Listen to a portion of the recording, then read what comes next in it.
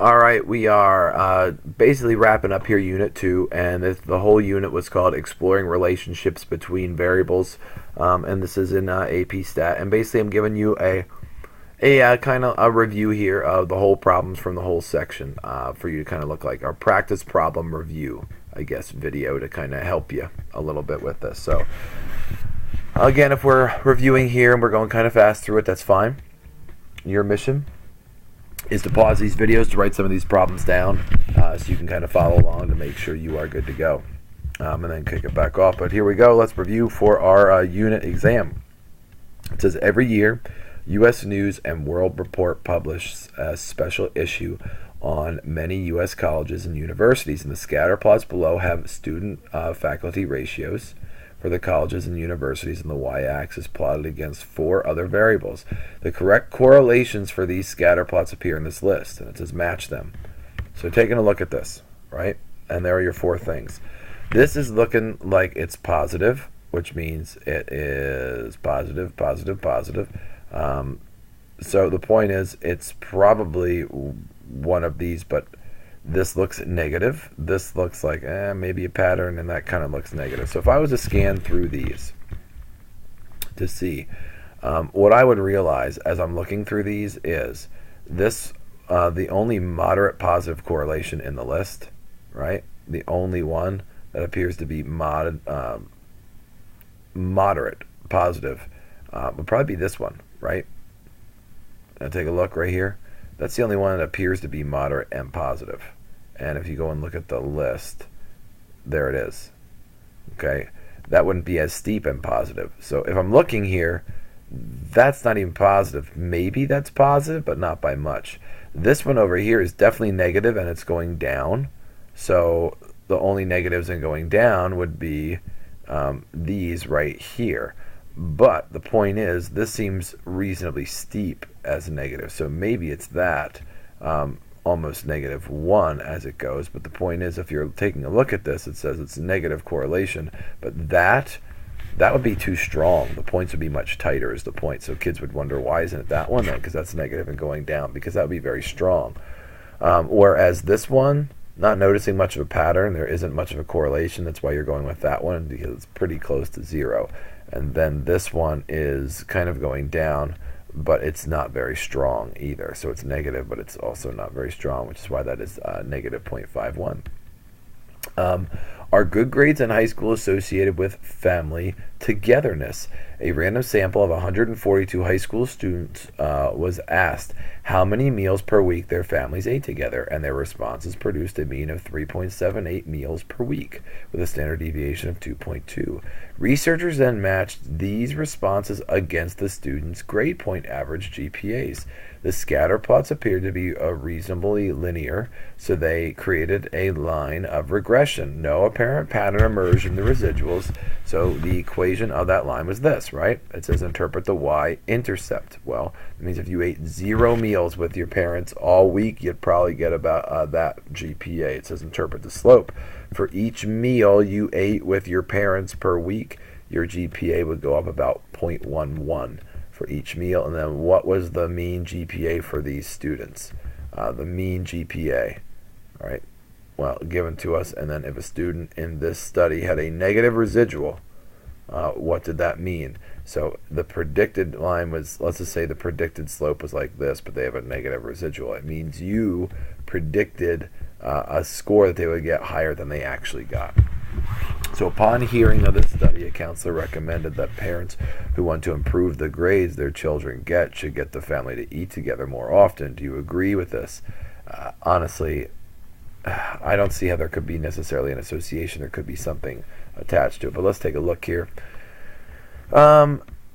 If no meals are eaten together, which is why I said if you were to predict, that would be their GPA, right? No meals. Then it says for an increase of 1 meal per week, the model predicts an increase of a 0.11 in the GPA. And then right here it says the model will predict the mean GPA for meal number 3.78. All right, so the average, right? Because it says their response produced a mean of that, so they're saying, you know what, put the mean number in to see what you get. So if that's the mean, and they're saying if you ate the mean amount, you should be getting a 3.15 GPA. Then it said if a student is to study has a negative, it says the negative residual means that the student's actual GPA was lower than what was predicted in the model, right? So it was an over-prediction. And then it says, although there's evidence of an association, this is not necessarily a cause and effect thing. There may be other variables that are related that aren't there, such as parental involvement and family income. You're just noticing an association between them. It doesn't mean that there is a cause and effect relationship between them. Next up, as the table shows, the number of twins born in the U.S., and it's been increasing. So here's the table and the twins birthed. Here's another table and the twin birth. It says, find the equation, the regression line, which means, you know what, guys? You're just plotting all these in for list 1 and those in for list 2.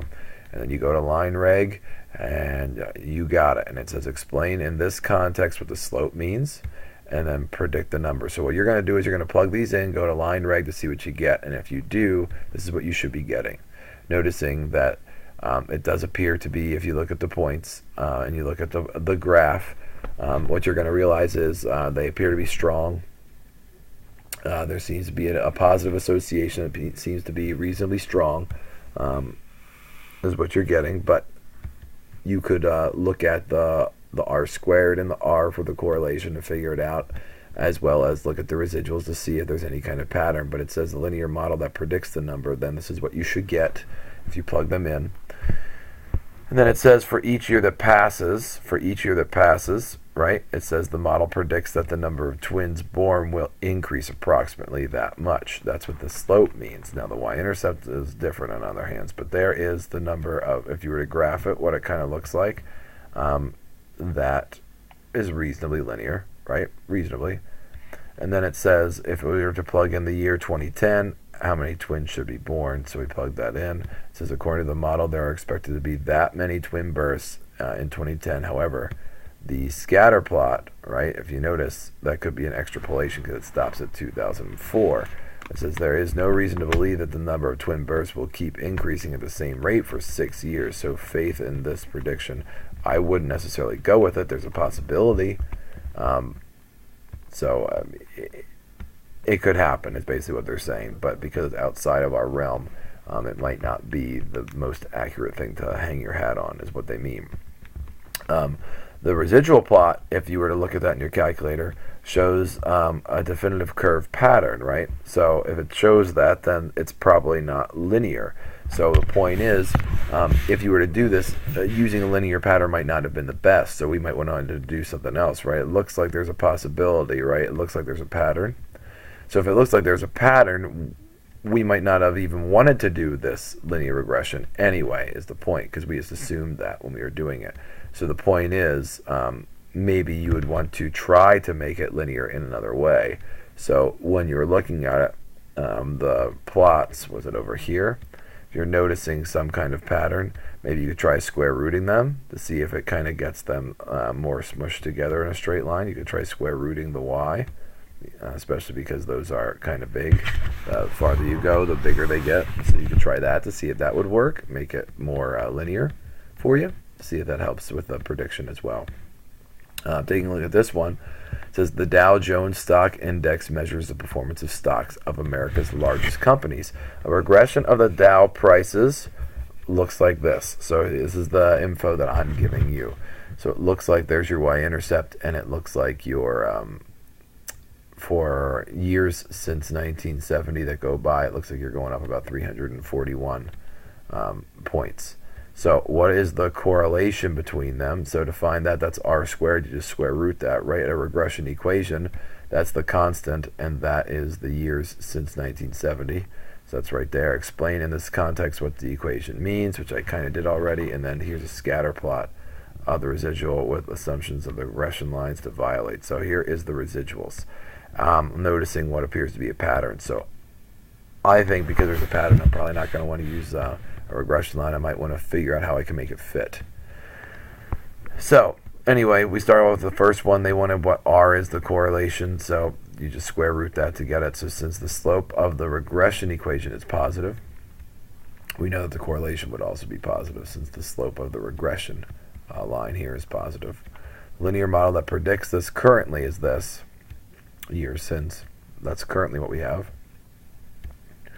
And then it says this model predicts that the Dow was expected to be this in the year 1970.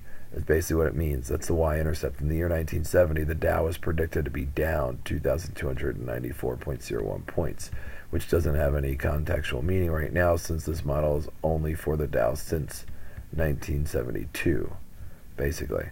So furthermore, the model predicts that the Dow is expected to increase by 341 points each year on average. And then the residual plot shows a definitive pattern, so a single linear model probably wouldn't be appropriate before attempting to fit a linear model. Look at the scatter plot. If it is not straight enough, the linear model can't be used anyway. So what we're going to want to do is we're going to maybe want to log something, or square root something, like probably maybe the y-axis to see what would happen. All right, I will stop there. When we get back here, I will dive in with this example right here.